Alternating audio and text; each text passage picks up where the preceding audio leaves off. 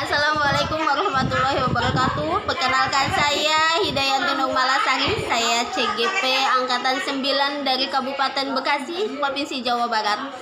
Izinkan saya menyampaikan demonstrasi kontekstual wawancara dengan Kepala Sekolah dari SD Bantar Jaya 02, Kecamatan Pebayuran, Kabupaten Bekasi. Assalamualaikum warahmatullahi wabarakatuh. Perkenalkan, saya Hidayanti Nur Malasari. Saya berasal dari SD Bantar Jaya 02, Kecamatan Pebayuran, Kabupaten Bekasi. Saya CGP Angkatan 9 dari Kabupaten Bekasi, Provinsi Jawa Barat. Kali ini, izinkan saya menyampaikan demonstrasi kontekstual dalam mewawancarai kepala sekolah mengambil keputusan berbasis nilai-nilai kebajikan sebagai seorang pemimpin. Perkenalkan, di samping saya, beliau adalah Kepala Sekolah SD Bantar Jaya 02, Bapak Ateng Abdullah. Mohon maaf Bapak mengganggu waktunya, izinkan saya mewawancari Bapak mengenai cara Bapak mengambil keputusan. Begini Pak, mungkin selama ini Bapak memimpin SD Bantar Jaya 02, mungkin banyak sekali kasus-kasus yang terjadi dalam yang kadang sulit ya Pak untuk mengambil keputusannya. Dalam mengambil keputusan tersebut terjadi dilema di dalam diri Bapak ya, karena lebih berat dalam memutuskannya. Nah, kira-kira bisa nggak Bapak contohkan kasus apa yang terjadi yang menurut Bapak cukup berat terjadi di SD Bantar Jaya 02 ini? Assalamualaikum warahmatullahi wabarakatuh. Selamat pagi Ibu. Baik, saya akan menjawab pertanyaan dari Ibu. Tentu setiap orang tidak luput dari masalah, atau setiap lembaga tidak luput dari masalah. Karena Ibu mempertanyakan masalah bagaimana ada atau tidaknya masalah di sekolah ini, tentu ada. Misalnya ada siswa yang harus naik kelas, tetapi yang bersangkutan nilainya berada di bawah KKM yang ditentukan oleh sekolah. Tuh. Nah, bagaimana siswa tersebut harus naik kelas? Tentu yang bersangkutan harus mengikuti remedial. Di sisi lainnya, siswa tersebut mempunyai kelainan penyakit. Ada siswa yang seperti itu, penyakitnya epilepsi. Nah, bagaimana untuk menangani hal tersebut? Tentu saya tidak bisa berdiri sendiri. Saya harus berkomunikasi, berkolaborasi, yang pertama dengan wali kelasnya, yang kedua dengan guru-guru yang lain, karena tidak menutup kemungkinan guru yang lain juga mempunyai hal yang sama seperti itu. Yang ketiga tentu orang tuanya. Nah, dari pihak-pihak itulah kita ajak komunikasi, kita ajak duduk bersama untuk menangani permasalahan seperti itu. Ya, seperti itu Bu. Nah, dari berbagai kasus ya Pak ya, kira-kira bagaimana Bapak mengidentifikasi kasus itu berat dan harus diselesaikan, atau itu termasuk dilema atau bujukan yang lebih tinggi kepada moralnya? Ya tadi saya katakan bahwa saya di sekolah tidak bisa berdiri sendiri. Di sekolah itu ada wali kelas, ada dewan guru, ada komite, ada termasuk orang tua yang terlibat di dalam sekolah. Nah, kita mengajak komunikasi, mengajak berkolaborasi dengan semua pihak, semua stakeholder sekolah, agar permasalahan tersebut tidak menjadi dilema gitu, untuk menentukan mencari solusinya seperti apa. Itu yang kita ajak komunikasi seperti itu. Izinkan memberi pertanyaan selanjutnya ya Pak ya. Ya. Apakah langkah gitu ya. Apakah langkah-langkah atau prosedur yang selama ini Bapak lakukan selain Bapak tadi kan sudah memanggil setelah melibatkan melibatkan dewan guru, wali kelas dan orang tua serta komite. Adakah prosedur atau langkah-langkah yang lain selain itu, Pak? Tentu ada. Kita di sekolah sering sekali mengadakan rapat dengan dewan guru untuk mengidentifikasi permasalahan-permasalahan yang ada di sekolah, baik itu dengan siswa, baik itu dengan kegiatan, baik itu dengan kegiatan-kegiatan yang lainnya yang ada di sekolah ini. Kita tentu akan bicarakan dengan dewan guru, dengan wali kelas, dengan stakeholder atau pihak lain yang terkait dengan kegiatan yang ada di sekolah. Oke, apakah selama ini langkah dan prosedur yang sudah Bapak ambil seperti tadi Bapak ceritakan itu sudah Bapak anggap efektif dalam pengambilan keputusannya? Memang jalan itulah yang kami tempuh. Menurut saya lebih efektif dibanding dengan saya ambil keputusan dengan cara sendiri tanpa melibatkan orang lain.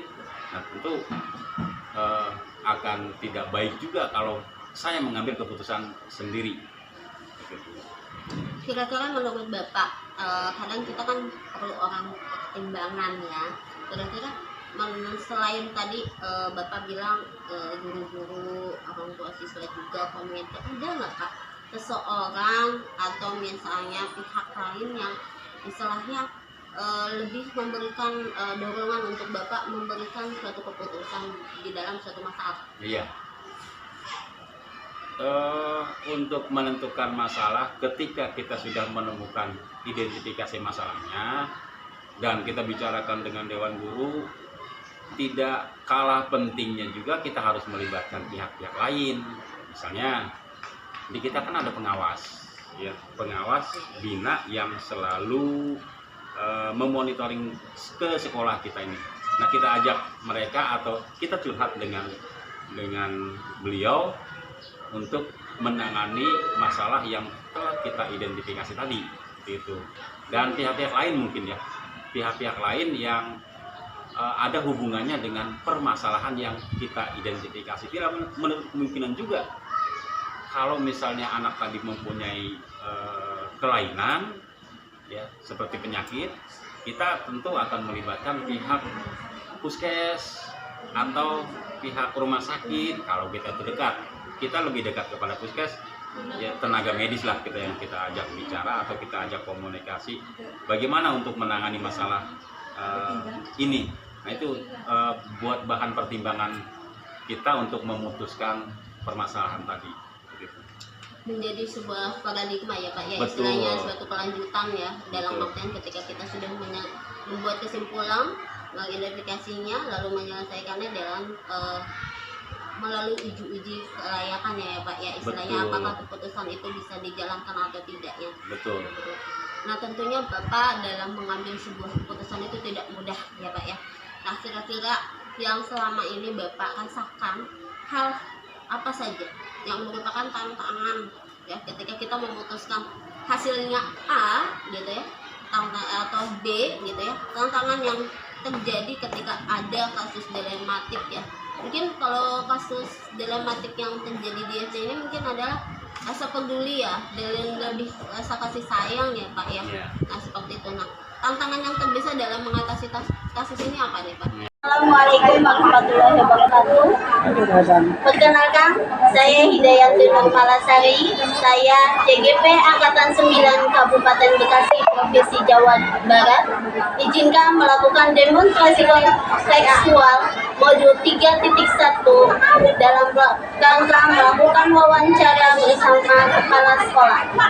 Untuk saat ini saya akan mewawancarai Bapak Suwanda, Kepala Sekolah SD Karangjaya 01. Selamat menyaksikan. Selamat pagi Pak. Mohon maaf mengganggu waktunya. ada beberapa yang ingin ditanyakan mengenai cara Bapak dalam mengambil keputusan berbasis nilai kebajikan sebagai seorang pemimpin. Boleh Pak? Boleh. Terima kasih Pak. Nah, selama ini ya, selama Bapak memimpin SD Karangjaya, banyak sekali tentunya Bapak menemukan kasus-kasus yang menimbulkan dilema di dalam diri Bapak, dan terutama kasus tersebut bisa terjadi dalam lingkungan sekolah yang ada di Bapak. Kira-kira kasus semacam apa yang sering terjadi atau sedang ada di dalam SD Karangjaya 03? Biasanya kasus yang sering saya temukan ya dalam keputusan pertama di staf atau di guru. Antaranya biasanya ada teman guru, banyak hal ya, pertama banyak teman guru ambil keputusan masih ada lambat ditemukannya solusi yang bareng yang sama ya, itu merupakan pendapat masing-masing dan saya hormati, tapi di dalam solusi yang tepat, solusi yang bersamaan itu selalu gagal ya. Itu salah satunya. Yang keduanya, masalah yang sering ditemukan yaitu tentang IT guru ya, sementara yang sekarang kan IT guru harusnya udah lebih bagus ya, karena dari pembelajaran mereka, terutama sekarang masalah pembelajaran di PNM ya, itu harusnya udah bagus. Nah itu masih saya temukan, masih ada guru-guru yang di IT masih lemah ya, sudah kita dorong tapi masih belum juga memenuhi kriteria yang kita harapkan. Nah di situ ada dilema saya untuk membina teman-teman guru supaya bagaimana dia bisa menguasai IT, paling tidak mengenal lebih jauh tentang IT gitu, karena di IT sekarang itu merupakan tunjangan pokok untuk mencapai karir teman-teman juga gitu ya, nyatanya itu. Nah, kasus guru itu berarti banyak orang ya betul. Nah, bagaimana Bapak dapat mengidentifikasi masalah tersebut merupakan suatu masalah yang besar? Bagaimana, apakah ini lebih ke dilema etik atau lebih ke kewajiban moral dalam menyelesaikan?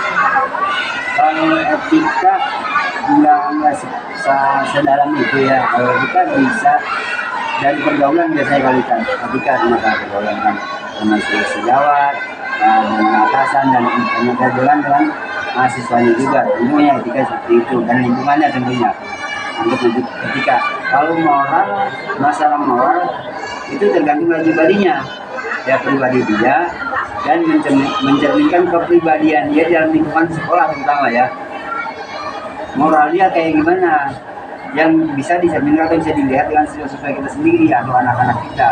Masalah moral tentunya kalau masalah moral nggak ada kendala, semua juga moralnya baik-baik, etikanya juga baik-baik, masih bisa dikendalikan sama kita, dan selalu apapun yang ada di sekolah kita musyawarahkan bersama.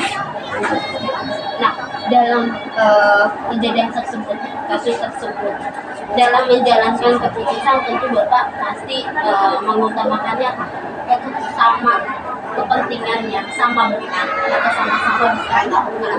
Nah, kira-kira nilai kebajikan apa yang biasanya Bapak pakai? Apakah cinta kasih, apa kasih sayang, atau rasa keadilan, apa toleransi, serta penghargaan terhadap seseorang dalam melakukan pengambilan keputusan tersebut?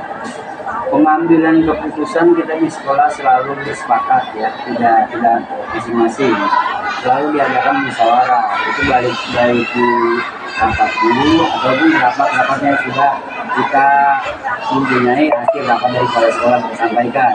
Kemudian kita rapat di sekolah, masalah keputusan selalu diambil bersama, tidak kita otoriter dan tidak keputusan diambil oleh kepala sekolah begini.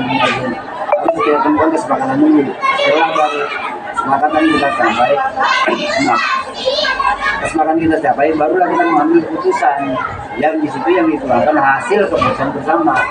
Begitu. Jadi kesepakatan itu selalu kita cari di dalam musyawarah kerja di satu negara kita. Kalau menyentuh pernyataan formula nggak atau ada langkah-langkah yang utama nggak ketika Bapak mengambil keputusan? Ada tentunya ya. Kita identifikasi dulu dari seluruh masalah yang ada. Kita identifikasi apa masalahnya pokoknya. Identifikasi masalah, semua berhak mengidentifikasi, tidak selalu kepala sekolah, termasuk guru-guru atau staf sekolah. Kita identifikasi sumber masalahnya apa. Setelah kita temukan sumber masalahnya, baru kita temukan bareng. Bagaimana cara penyelesaiannya?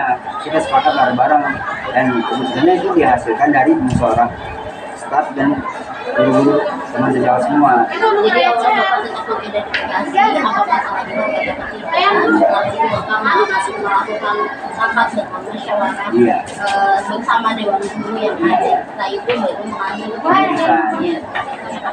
Nah, menurut Bapak hal apa yang paling efektif? Dan itu prosedur ya. Nah, bagaimana Bapak mengambil langkah yang paling efektif menurut Bapak ketika mengambil suatu keputusan ketika ada. Assalamualaikum warahmatullahi wabarakatuh. Izinkan saya Hidayati Nur Malasari, CGP Angkatan 9 Kabupaten Bekasi, Provinsi Jawa Barat, menyampaikan demonstrasi kontekstual wawancara dengan kepala sekolah untuk mengambil nilai-nilai kebajikan dalam pengambilan keputusan. Dan kali ini saya bersama Bapak Usep Setiawan, Kepala Sekolah SD Karangreja 04. Selamat siang Bapak, mohon maaf mengganggu waktunya. Izinkan saya melakukan sedikit wawancara pertanyaan mengenai kasus dilematik etika yang terjadi di sekolah Bapak. Boleh Pak? Oke. Makasih ya Pak. Nah, selama ini Bapak dalam memimpin SD Karangreja 04 tentu ditemukan banyak kasus dilema etika. Nah, bisa Bapak contohkan kasus apa yang sering terjadi di SD Karangreja 04? Baik, sebelumnya saya ucapkan terima kasih atas wawancaranya. Mengenai kasus dilema etika ya, tentunya banyak kasus di sekolah-sekolah, karena di sekolah saya di STN Karangreja 4, apalagi di sini di lingkungan sekitar kita, sebagai SD Karangreja 4 ini kebanyakan kan penduduknya ini adalah orang yang tingkat ekonomi, secara ekonomi itu menengah ke bawah, sehingga mungkin banyak orang tua yang di luar kota, kerja di luar kota maksudnya, sehingga para siswa-siswi kita, anak mereka itu mungkin kurangnya perhatian, sehingga dalam hal disiplin itu kurang sekali, di mana masuk kadang-kadang mungkin banyak masuk atau sering telat dan lain sebagainya karena kurangnya perhatian. Kemudian juga dalam hal belajar mungkin banyak orang tua yang tidak bisa mendampingi siswanya, sehingga hasilnya mungkin kurang memuaskan, dan kita pun ketika mengambil keputusan untuk nilai dan sebagainya itu kan menjadi dilema ketika siswa itu mungkin menghasilkan kurang berhasil dalam belajarnya. Mungkin itu. Iya. Jadi di hal disiplin ya, karena orang tua mereka kurang mengawasi itu seperti itu ya Pak. Nah, dalam mengidentifikasi kasusnya, Bapak lebih menekankan seperti apa? Mengidentifikasi kasus ya dilihat dari laporan-laporan guru, kemudian juga keseharian kita pantau seperti apa pembelajaran di kelas-kelas. Kemudian kita lihat anak-anak ini sepertinya mengalami anak-anak mereka, sehingga mereka kurang disiplin begitu dalam ya kita catat misalnya, atau kita lihat data-data dari wali siswa, siapa saja anak yang memang kekurangan dalam hal disiplin, kemudian juga dalam hal belajarnya tentunya, dan apa dampaknya seperti itu. Dalam menyelesaikannya setelah Bapak mengidentifikasi ya, bagaimana cara Bapak mengambil atau menjalankan keputusan di sekolah Bapak ketika kasus itu terjadi? Tentunya dalam hal ini kita harus berkolaborasi, bekerjasama dengan guru-guru untuk dimusyawarahkan kasus yang terjadi di kelas atau di sekolah. Tentunya kita bermusyawarah pertama dengan wali kelasnya, tentunya apa yang jadi kendala dalam hal pengajaran dan disiplin ini. Kemudian juga setelah itu kita bawa ke beberapa sama-sama kita cari solusi bersama apa yang perlu kita lakukan supaya langkah kita baik untuk berjalan. Apakah ada langkah-langkah atau prosedur yang jadi patokan buat Bapak ketika mengambil keputusan dalam suatu kasus? Tentunya ada ya. Pertama adalah kita dalami dulu kasusnya seperti apa. Ini kasus yang memerlukan keputusan yang cepat ataupun keputusan yang bisa kita secara bertahap. Tentunya kita ambil data-data dulu. Yang pertama itu langkah adalah tentunya ke wali kelas. Wali kelasnya dulu kita tanya seperti apa kasusnya, kemudian kita catat data-data dari kasus tersebut, apa yang perlu kita perbaiki. Lalu setelah itu kita musyawarahkan secara bersama dengan guru yang lain dan kumpul rapat untuk mencari solusi yang terbaik untuk kemajuan semua. Jadi tetap dari data yang dia. Nah, kira-kira dari sekian langkah atau prosedur yang Bapak pegang, yang paling Bapak anggap efektif ketika Bapak mengambil keputusan Pak? Kalau ketika mengambil keputusan tentunya saya ambil dari hasil musyawarah tadi, pendapat para guru, kemudian kita rumuskan bersama apa yang terbaik, dan itu karena keputusan bersama ya. Nah, itu mungkin kita ambil langkahnya, kita putuskan. Intinya di musyawarah ya. Musyawarah itu. Itu yang paling Bapak anggap prosedurnya yang paling efektif ya. Nah, kira-kira dalam mengambil suatu keputusan ketika Bapak melakukan musyawarah atau kasus itu, kira-kira menurut Bapak tantangan yang terbesar ketika mengambil suatu keputusan A misalnya ya, itu apa ya? Tantangan yang terbesar adalah bagaimana agar masalah ini tidak menimbulkan dampak yang lebih berat gitu.